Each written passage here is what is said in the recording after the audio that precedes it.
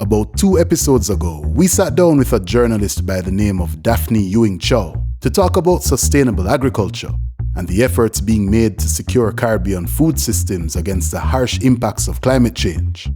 The Caribbean Climate Smart Accelerator recently collaborated with a US company to bring vertical farming systems to the region. We want to talk a bit more about Caribbean food production in this episode, but we're approaching the topic from a slightly different angle this time around.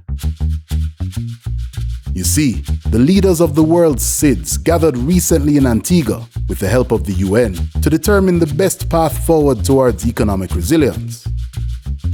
And in the run-up to this important event, we at CESaRE wanted to better understand how the Caribbean's approach to food security functions towards this effort.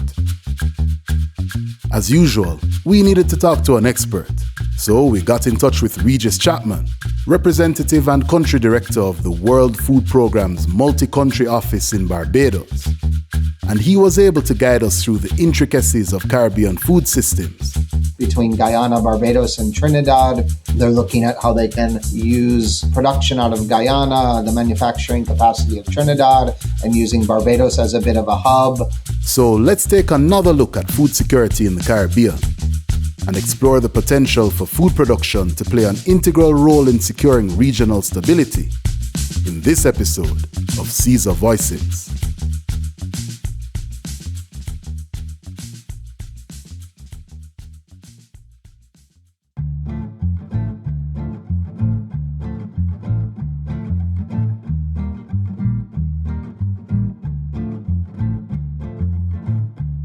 One of the UN's main objectives is to find solutions to the world's social, economic, and cultural problems, and it attempts to do so through the use of specialized agencies.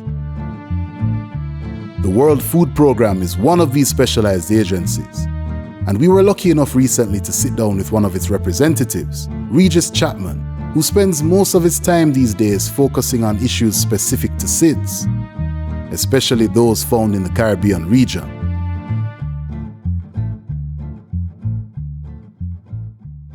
It may seem a bit obvious, but maybe we can talk a bit about what the World Food Programme does. Sure.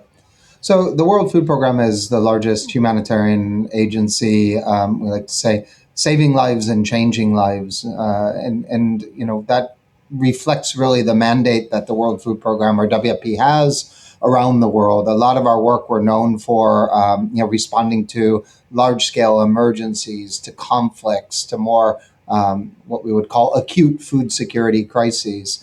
But our work in the Caribbean is, and in many other contexts, is that other side. It's the sort of changing lives side of our mandate. So it's about strengthening government systems to better serve populations, or strengthening the resilience of households and communities. And so our work in my office is it's based in Barbados, and we cover 22 countries and territories in the English and Dutch-speaking Caribbean. And so it's a really unique setting in the sense that we're one of 2 of these multi-country offices covering SIDS. It's here, and then one in the Pacific. And so it's not only this multi-country setup, but it's also working with regional entities like CARICOM and all of its specialized entities.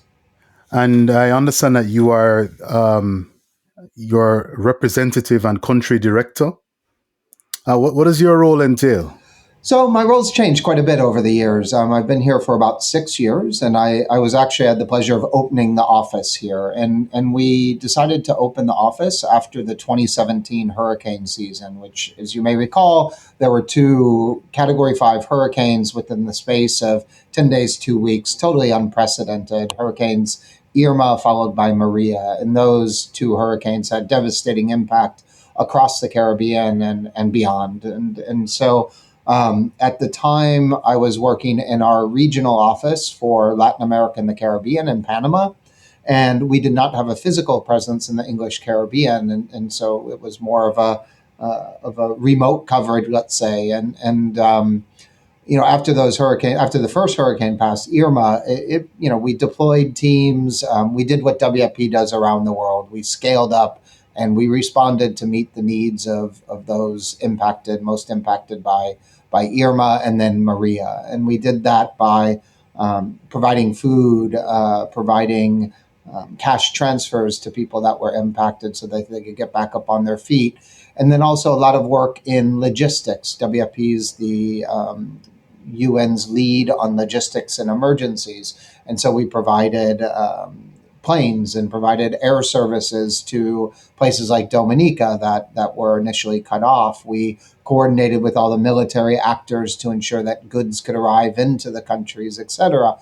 But as we sort of wound down that emergency phase, we reflected upon that experience, and we realized we didn't quite know the context, and that's because we didn't have a presence there. And when we spoke with partners, everyone sort of communicated the same thing, that given climate change and the climate crisis, these types of events are going to be more frequent, more severe.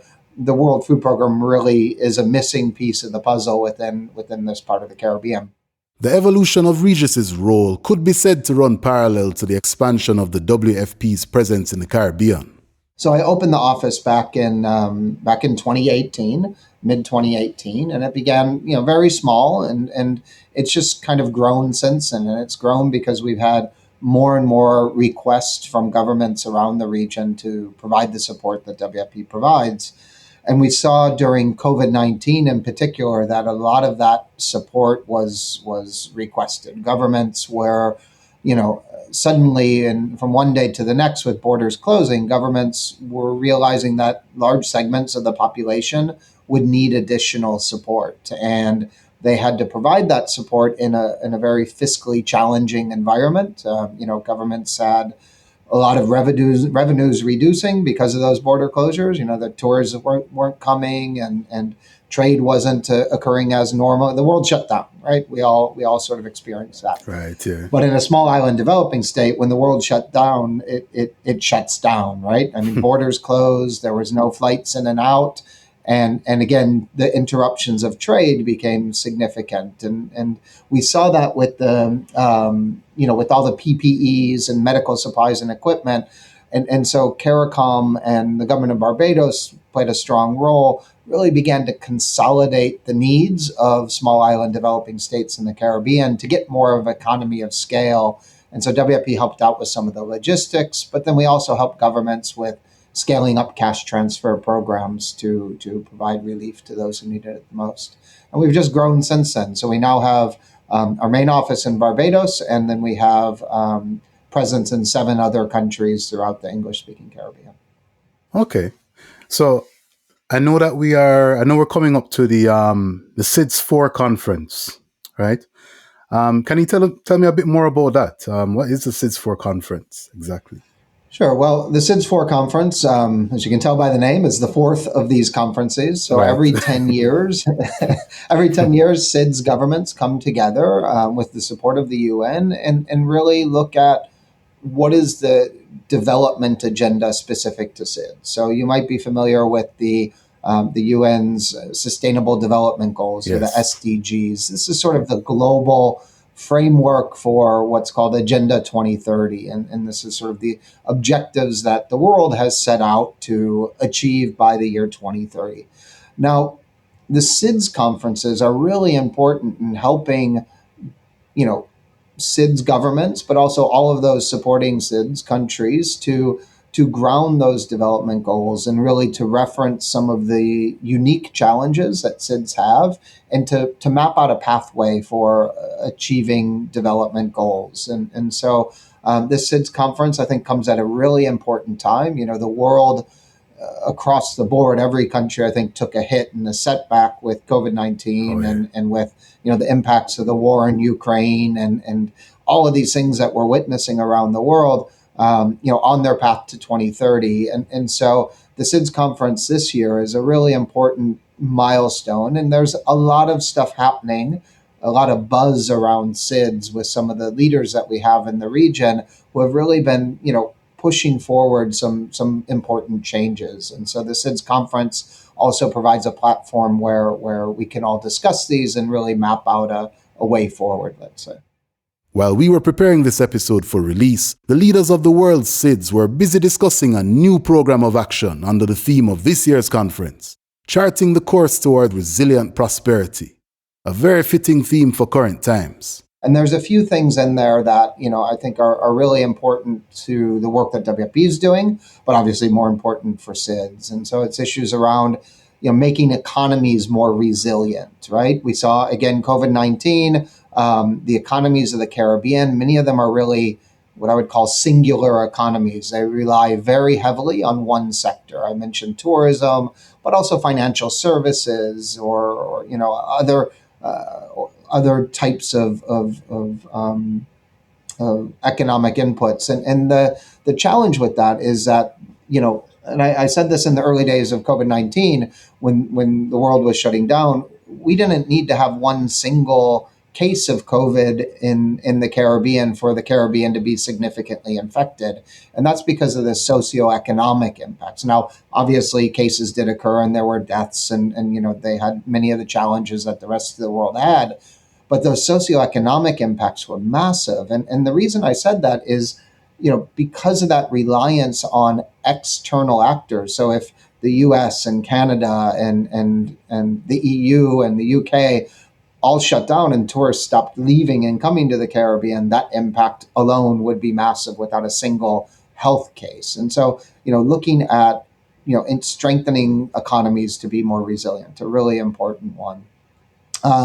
Another one is around strengthening institutions, building stronger institutions. And this involves coordination, collaboration amongst government institutions and working beyond traditional boundaries. So oftentimes you see a lot of silos within governments. And I think as governments digitalize systems and processes and create more policies that transcend individual ministries. So there's a lot of work that needs to happen in that. And another one that's quite important for us is the food security agenda. And I can tell you, when I opened the office here 6 years ago, food security was not really on anyone's lips. And with COVID-19 and some of the work that WFP's been doing with the CARICOM Secretariat to collect and analyze data, we've done 7 rounds of these food security and livelihood surveys since the start of COVID-19.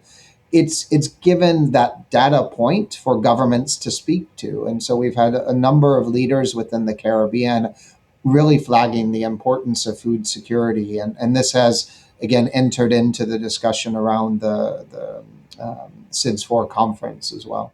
This increased emphasis on food security makes perfect sense, considering its importance to our pursuit of the UN's Sustainable Development Goals, as well as our efforts to build economic resilience in the Caribbean. And as Regis points out while answering my next question, it really all comes down to addressing a long-standing regional issue. So we speak about building resilience, and especially in terms of finding innovative ways to approach this, right? We have the World Food Programme, we have the governments, we have institutions addressing these issues. What are ways in which regular people, I'm speaking to our listeners here, what are ways in which regular persons can actually contribute towards that effort in terms of building resilience? It's an excellent question. And so right now throughout the Caribbean, the CARICOM Secretariat has launched what they call their 25 by 25 initiative. So it's how can the Caribbean reduce its food import bill by 25% by the year 2025. I'm starting with institutions, but I'll get to people. And I think, there's a lot of challenges behind this, right? So we talk a lot about the Caribbean needs to produce more, rely less on imports. And that's a huge part of it, right? And however, I think one of the challenges, and this is where it goes to people, is that supply will follow demand in general, right? So if there are more people demanding locally produced commodities, then farmers will produce more commodities. And I think what we've seen in the Caribbean is the way the diet has evolved. Mm-hmm. It's evolved in ways that it has in many countries around the world, right? So it's not unique. But we're seeing increasing levels of obesity. We're seeing increasing levels of non-communicable diseases, and the links between this and poor diets are significant. And so I think what we need to look at in the Caribbean is how do we rebuild that pride in our more traditional foods that people have consumed for, years and years and years. And I think, there's a perception that certain commodities are poor people food. Right. We don't eat the root crops and the cassava and the breadfruit and these things. And so with the World Food Program and engaging with CARICOM, we've launched what we call our Return to Our Roots campaign. And we mean that with all pun intended. So return to our roots in terms of historical roots, but also to those root crops. And how do we get back to the more ancestral diets? And that doesn't mean that, everyone needs to spend their whole day in the field, doing hard labor when there's other opportunities. It's natural that as you evolve and countries develop, people gravitate towards cities and they gravitate towards different livelihoods. But what we saw during COVID-19, and this goes to your point on innovation, is that people began to take matters into their own hands, and they began to, have a small number of chickens in their yard, or to do, more planting of fruits and vegetables in their gardens, and to, and I think there's opportunities to bring in a little bit more innovation into that, and whether that's around some of the more modern technologies of agriculture. And so, I think we need to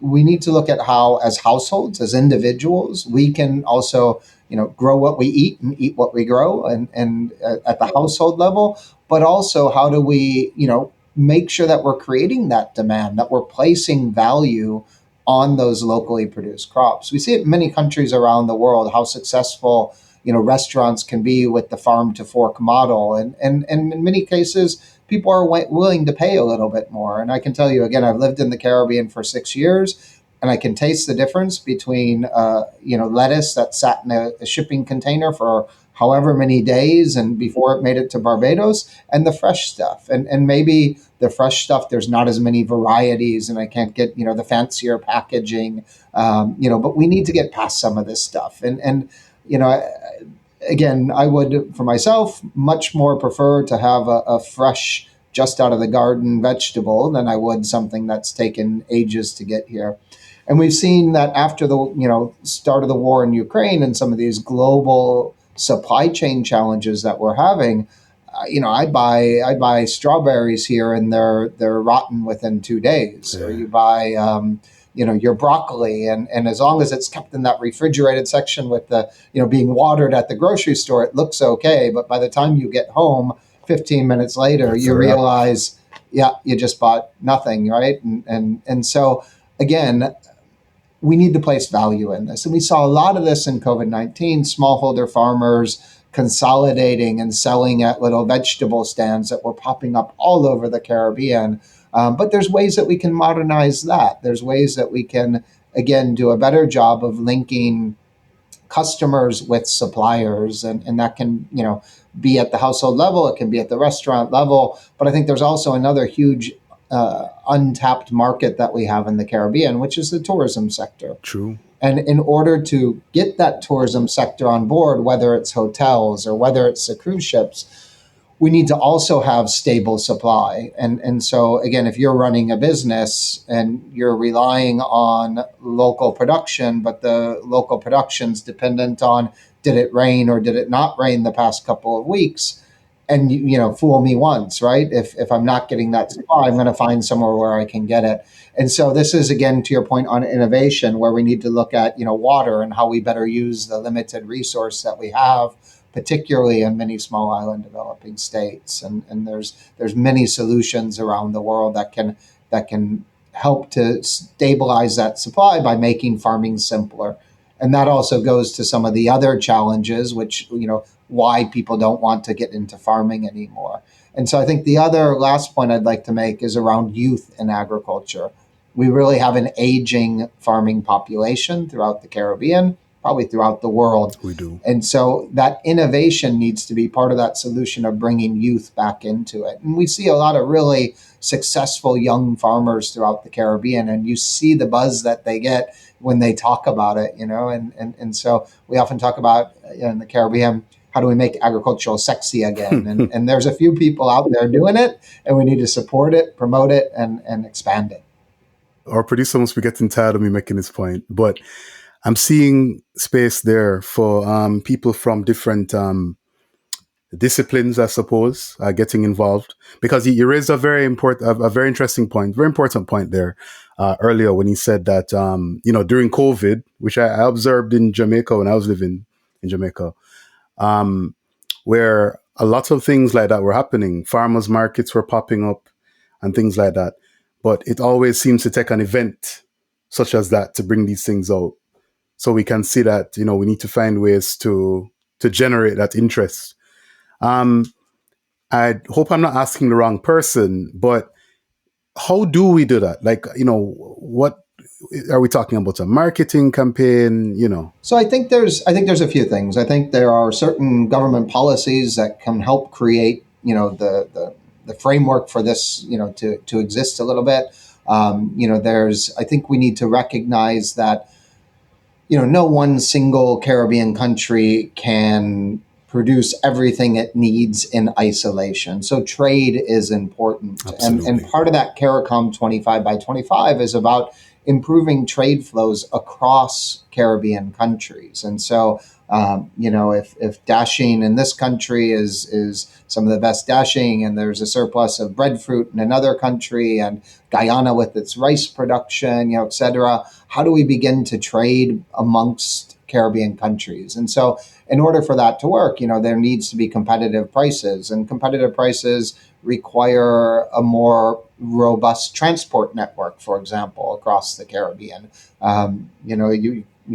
You know very well some of the transport challenges we have, whether it's flying from one country to the next. You get to Jamaica, I find it easier to fly through Miami than to get anywhere else to get to Jamaica, and I lose an entire day on each direction, right? Right. The air transport's a challenge, but sea transport is also a big challenge. And so there are, it seems, a few solutions that are potentially popping up soon. I know between Guyana, Barbados, and Trinidad, they're looking at how they can, use production out of Guyana, the manufacturing capacity of Trinidad, and using Barbados as a bit of a hub to help improve some of these flows.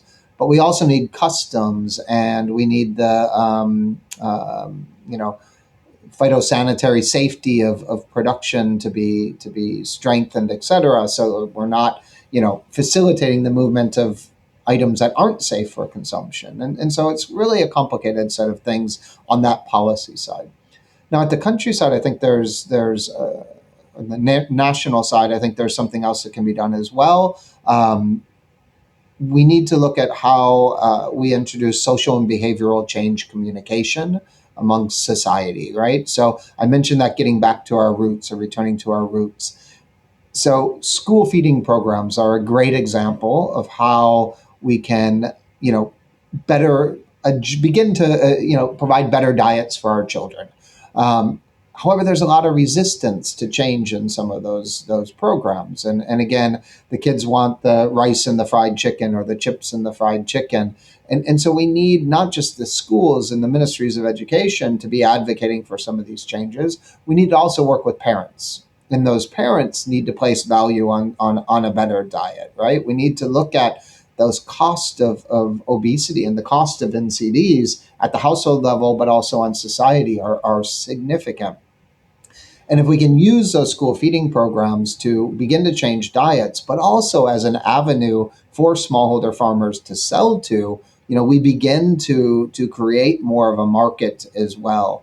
And so, behaviors are a big part of this. And I think, there's several governments that have looked at legislation around what can be sold in schools or around schools to, again, promote healthier habits. If you leave it up to a kid with a few dollars in their pocket and they see something, sugary and sweet as opposed to something healthy, I have two kids. Most kids are going to opt for that sugary sweet thing most of the time. So removing that decision, at least for our youngest children, is perhaps a start. Right. But then having alternatives that are healthy and can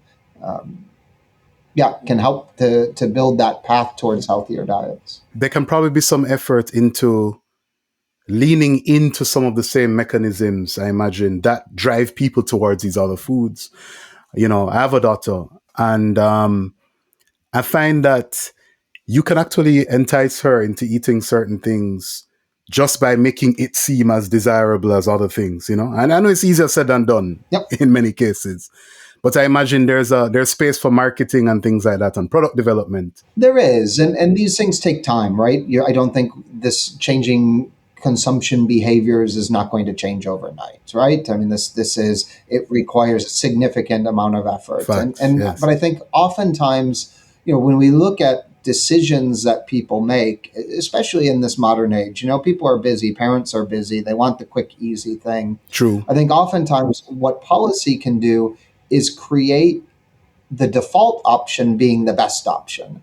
So, in other words, if you a default option, for example, when you're checking out at the grocery store and you see at your little kid's height is where all the candy bars are, what do you think the kid sees and what do you think they ask, right? But, if you had a row of apples there and you as a father telling your daughter how important apples are, you begin to steer them towards making the right decisions. And it's not just kids, right? It's society overall, just using that as an example. So again, this is where some of that legislation I mentioned around schools comes into play. And, we look at behavioral change that's happened in other areas. I'm from the US.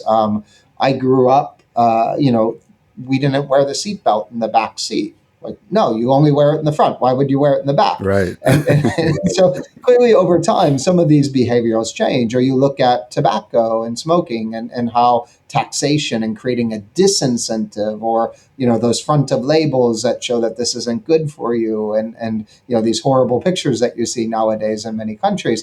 It's all about creating, it's like architecture for decision making. And again, so you're trying to create the default decision being the right decision. And I think the same applies for what we eat and how we eat.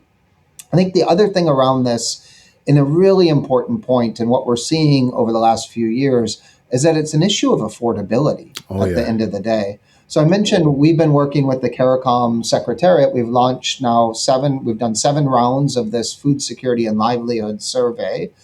We just launched the 7th round yesterday.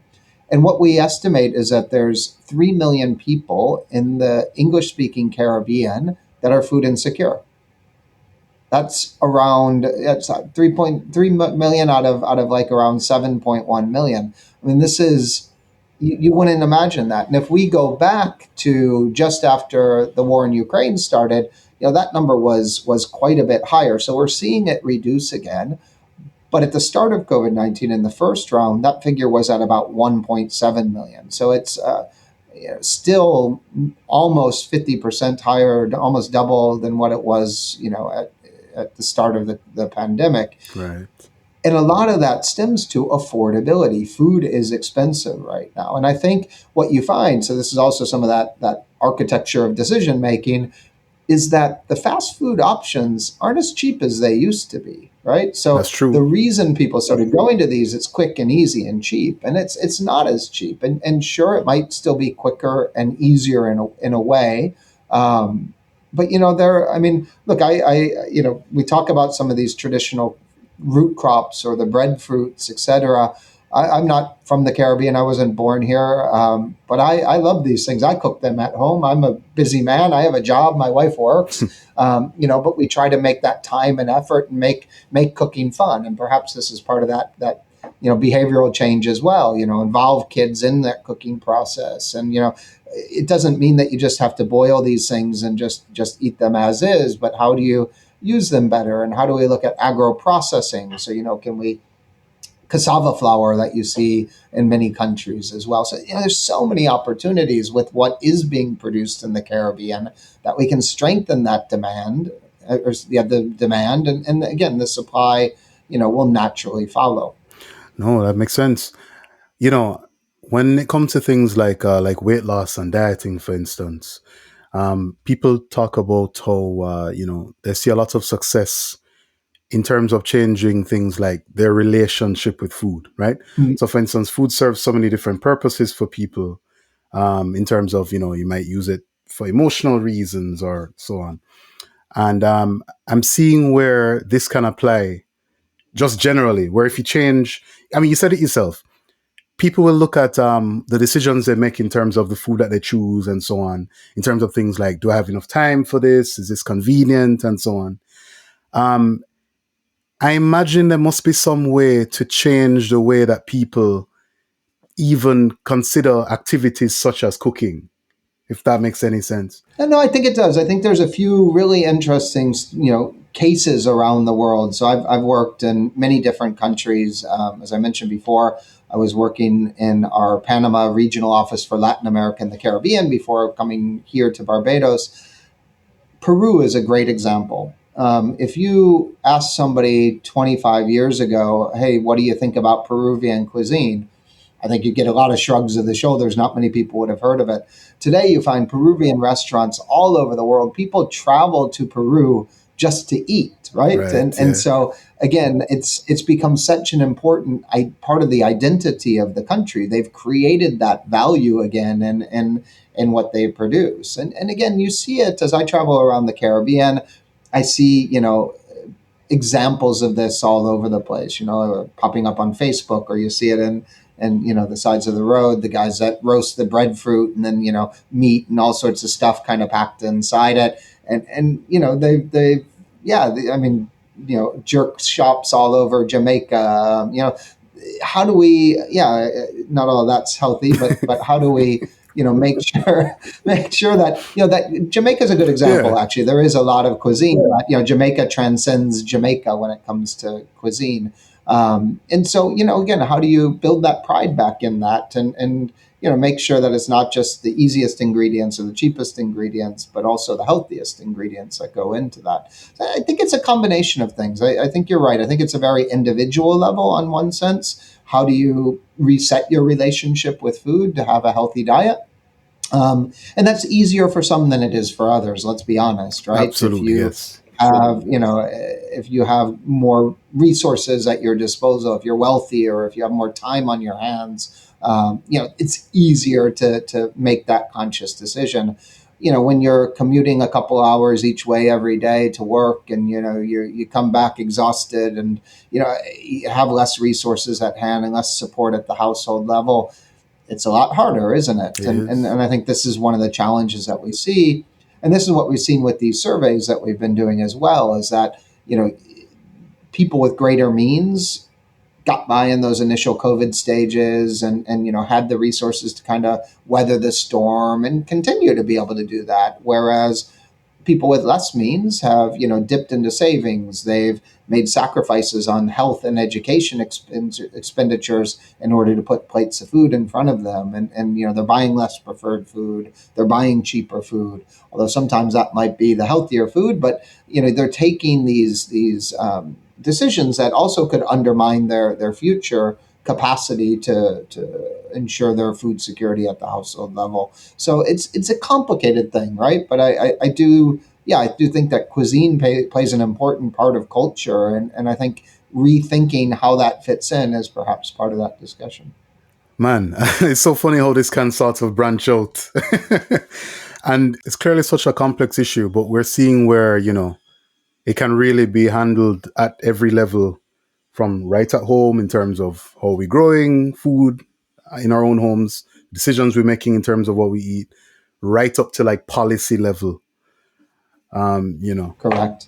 And I think even then the way that the international community engages with governments on that policy level. So it goes from the absolute very local individual up to, different government ministries, up to your head of states, up to, the heads of UN agencies and World Banks and IDBs, et cetera. It's all of us. And I think this is where SIDS-4 is really important, because it forces us all to say, all right, sure, this is the global development framework, but what's important for the unique context of SIDS?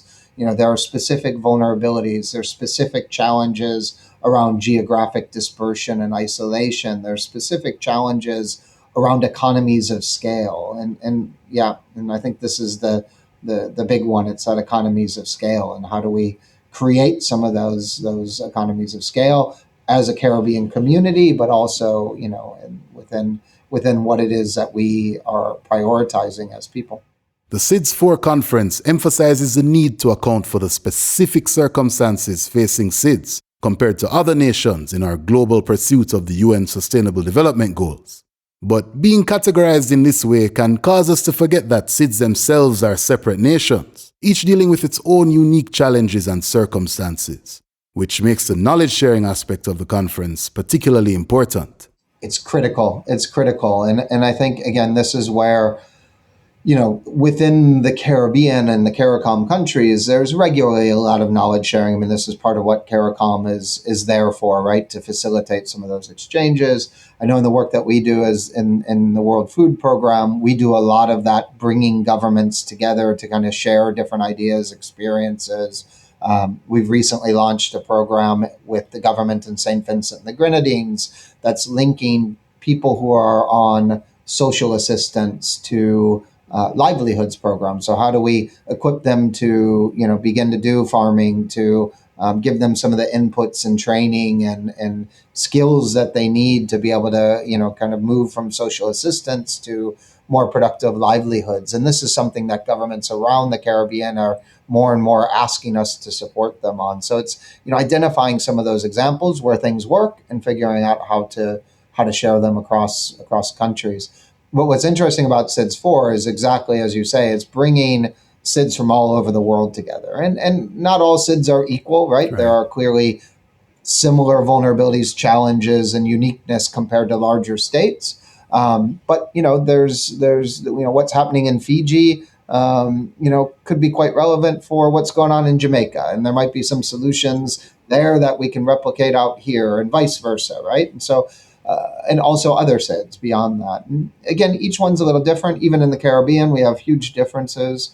I've traveled all over, and Jamaica's very different from Guyana, different to Barbados. Again, some similarities, but lots of differences as well. And so part of it is identifying those uniquenesses and kind of adjusting when we do have good ideas from other countries. And so, I think everyone has something to offer and everyone has something to learn. And this is the beauty of SIDS-4, is it brings us all together to have those discussions. There's a lot to be learned from discussions at conferences such as SIDS-4, but research plays a critical role in informing these discussions and guiding both our independent and collaborative efforts as SIDS. Of course, Regis understands this quite well. I think one of the big challenges that we have in the Caribbean is around data. This is a topic that will actually be quite important at the SIDS-4 conference as well. Data is, many people say there's just not enough data in the Caribbean. I argue that there's yes, there can always be more data, but I think part of the problem is the way data is collected and the way data is shared or not shared. So the collection side oftentimes is very manual. Digitalization in the Caribbean is lagging behind, and digital data collection is a key aspect to ensuring that you have more timely data, that data is analyzed more effectively, and that those results can then inform decision making. So I think data is a big part where the research community comes in. The University of West Indies, for example, does a lot of really interesting research around the region, but there's other actors obviously as well. So data is a key one, and looking at digitalization and the role of digitalization. I think the other area, there's a lot of, we talked about exchanges across countries. I think there also are exchanges that can be had outside of SIDS or outside of the region. And I know the Dutch Caribbean is looking closely to the Netherlands for some of the innovative agricultural practices that they have. I think they're known around the world in terms of the innovative agricultural that they're doing. So I think, more ways that research can help identify some best practices, but more importantly, ways in which they can be grounded within the context of the Caribbean or in the context of SIDS is quite critical. The WFP has done a lot of its own research, looking, for instance, at the roles played by social protection and disaster management in responding to many of the hazards facing SIDS. They've also explored issues such as disaster risk financing, issues that aren't necessarily being ignored, but we'll let Regis explain. I think a lot of research has been done, but the sort of identification and promotion of solutions often seems to lack. So, for example, one of the big things, and we've been talking about agriculture and farming quite a bit today, is how do you de-risk the agricultural sector? So if I'm a smallholder farmer, we've been having heat waves across the Caribbean for it seems like a long time now, right? I mean, it's been relentlessly hot for a year and a half in many of the countries of the Caribbean. We've had poor rainfall. So if you're a farmer dependent on rainfall, you're not necessarily doing so great, and that bad year has impacts on the following year or years. And so agricultural insurance is something that exists around the world, but not so viable here in the Caribbean to date. There's been a few attempts, some successes within those attempts, but not the level of success needed to make that a more viable option. And so there's been a lot of research around agricultural insurance in the Caribbean, but I think we need to think around, what would be some of the solutions to make it work. And so as the World Food Program, we do a lot with agricultural insurance around the world. What we would like to do is to be able to show how it can work. And in order for it to work, we need to make it accessible to the most vulnerable farmers. And in order to do that, we need to find ways to make it, extremely subsidized to almost free. And so one of the things that we've been in discussion with CARICOM and a couple of governments around is, look, if the products are available, can we help mobilize resources that pays for those policies so that we get the protection for the farmers, but instead of the farmers paying with cash for those policies, they pay in terms of taking upon measures that ministries of agriculture are promoting already that would improve their yields, that would improve their productivity, that would reduce their vulnerability. So, for example, right now with these heat waves and the reduced rainfall, efforts that help keep moisture in the soil, right, that retain water in the soil. So you're reducing the risk, but then we need that research to come in to say, all right, by reducing the risk this much, you're making, we need to get the policy costs to reduce, right? And so we need to find a way to get that economy of scale, to make it an affordable model so that, small or mid-sized farmers are able to afford this and see the value of it. I think there's perhaps a little bit to be learned from the housing industry. I was in Dominica in 2017, just a couple of days after Maria devastated the country. They say, I think, around 85% of roofs were destroyed in the country. And the number of people that had homeowners insurance was very little. And this is the thing with insurance. When you don't need it, it's a waste of money, right? You don't see the value in it. And oftentimes what happens is if people stop insuring because it's spending, but they're not seeing the benefit, then when that day comes that you needed it, you realize that it's a limitation. And insurance isn't the sole, thing that people need to get by, because insurance will never cover the full, getting back to where you were. But as we look at farmers, insurance is part of it, but access to financing is another part of it. And not the loans that smallholder farmers get that are quadruple the price that a small business owner could get.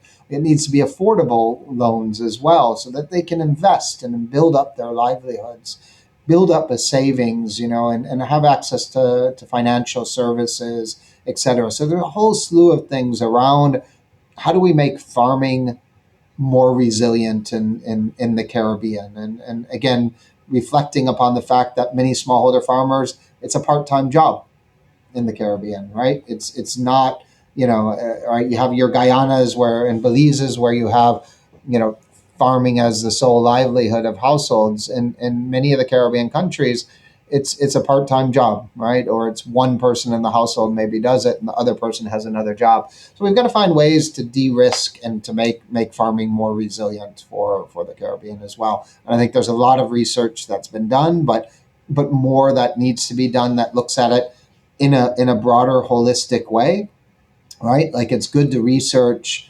how a specific crop does with reduced rainfall, and kind of really dig down on the technical side. But I think what we need is really a more holistic set of research questions that then propose practical, actionable solutions that governments and partners can begin to take on board. Of course, even the most practical solutions require precise targeting to be truly effective, and research has a role to play here as well. I mentioned a lot about data, and I think one of the things that it benefits governments to know is who are the vulnerable populations in a country, and so many they might have data on people who are in specific social programs, but they might not know who is sort of just above that cutoff line, right? And who would be vulnerable in the event of different shocks, an economic shock, a climatic shock, whatever it might be. And so a lot of work's been happening, but I think there's more that needs to be done on vulnerability analysis within the Caribbean. There's talk about, at the macro level, it's been developed this multi-dimensional vulnerability index as a tool for the international community to relook at how resources are allocated to different countries based not just on, gross domestic product, but also looking at vulnerabilities. And as the World Food Program, we think there's a need to do that at a household level. And so we've been working with governments to do some of this work. We've piloted a household vulnerability index in St. Lucia. We were able to test that out after Hurricane Elsa hit a couple of years ago. A Category 1 hurricane caused a little bit of damage in Barbados and St. Lucia. And so we were able to test out the indicators that were used for that. But again, it goes to some of the baseline data that's missing. So population data, the censuses in CARICOM countries were scheduled for 2020, obviously all delayed with the pandemic. And so many countries are now back on track, but that census data is key.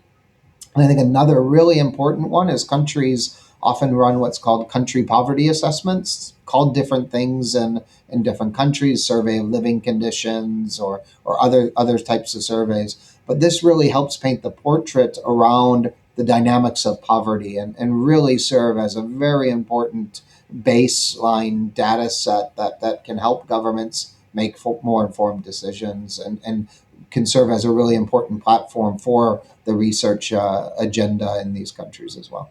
And so by having a better understanding of vulnerability, when a shock does occur, whether it's a hurricane or a volcanic eruption or another pandemic, governments are better equipped to know who needs what type of support and when they'll need it. And so, again, I think that the research community can really play a strong role in helping governments to build up some of that understanding of vulnerabilities and equipping governments to then know which individuals, which households fit under different categories so that assistance can be quickly provided.